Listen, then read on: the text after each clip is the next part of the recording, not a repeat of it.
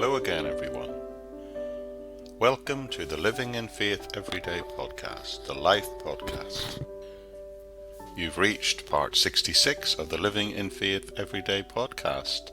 You're doing really well because we've reached together part 46 of season 2, the series I've entitled 66 Books, which is 66 short podcasts that look at the 66 books of our Bible.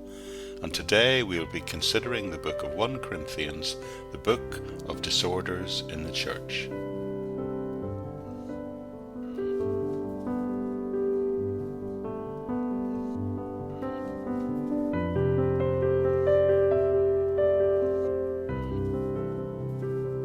First Corinthians is Paul's longest letter.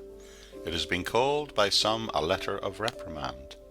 Intensely practical in its outlook and recognized by many as containing some of the very greatest passages of New Testament writing. The Apostle Paul wrote 1 Corinthians, and he identifies himself as the author many times throughout the letter. There are also very strong early witness accounts to Pauline authorship of 1 Corinthians. None less than Clement of Rome in 95 AD wrote to the Corinthian church, quoting and crediting Paul's letter several times. So who were the recipients? Who was this letter written to? Corinth, the city, was a prosperous manufacturing centre and seaport in the southern part of Greece. A main road connected it with important towns to the north, and sea routes connected it to other ports in the east, west, and south.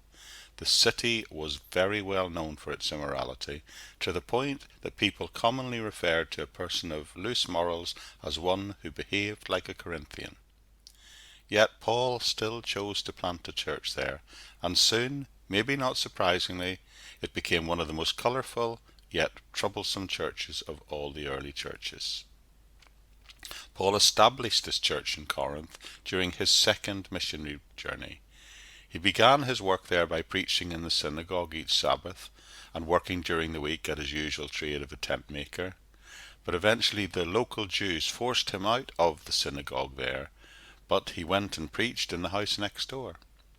During the 18 months that Paul stayed in Corinth, he suffered constant persecution, both from within the Jewish community and outside the greater community.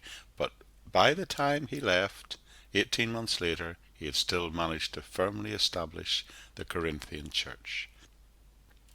1 Corinthians itself says Paul wrote it, and it says he wrote it from Ephesus. Chapter 16 verse 8 tells us that.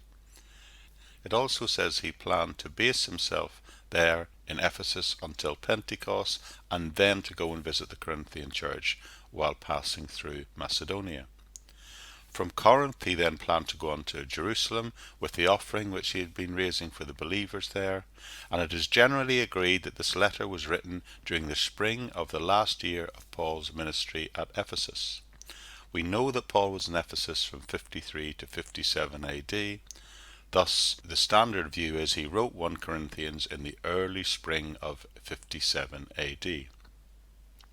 While Paul was at Ephesus on his third missionary journey, he received reports from the household of Chloe concerning quarrels in the church at Corinth. The church even sent a delegation of 3 men who apparently brought him a letter requesting Paul's opinion on several issues. From these events and from Paul's reference to that letter, we can make these conclusions. 1. There were factions among the believers at Corinth. 2. There was gross immorality in the church, even sexual immorality. In fact, even incest is referred to. Thirdly, the Corinthians were taking each other to court. And then finally, there were several other practical matters concerning faith and life that troubled them. So when we think about the message of the book is Paul's attempt to deal with disorder in the church. This included personal divisions among people, discipline problems, and various other difficulties, and he's teaching how they should be dealt with according to the particular characteristics of each problem, always with the ultimate aim of getting people to live harmoniously together in love. Thinking about the structure of this book, well, the overall structure of 1 Corinthians generally follows the format of all ancient letters of that time, with a greeting, thanksgiving, prayer, then the main body of the letter where he deals with the issues, and then finally some personal greetings and a blessing. Those who have divided this book up into sections tend to do so in the following way. The first 9 verses of chapter 1 is an introduction, and then from chapter 110 to the end of chapter 4 he deals with division in the church. Then in chapter 5 and 6 he addresses some moral faults identified within the church. In chapter 7 he gives some advice and teaching on Christian marriage, and then from chapter 8 through to the end of chapter 10 he does a discussion about food offered to idols, which was identified as one of the problems and questions raised by the letter that the 3 men brought. Then in chapter 11 he addresses some of the issues about creating an orderly form of public worship, and then in chapters 12, 13 and 14 there's a lengthy discussion on spiritual gifts and their expression within the church. And then finally in chapter 15 he deals with the big issue of the doctrine of the resurrection. Chapter 16, the final chapter of this book, is just some final instructions and greetings to people that he knows there at Corinth, and a benediction. So the purpose of this book, well, the first purpose of 1 Corinthians is to correct those disorders that are existing in the church.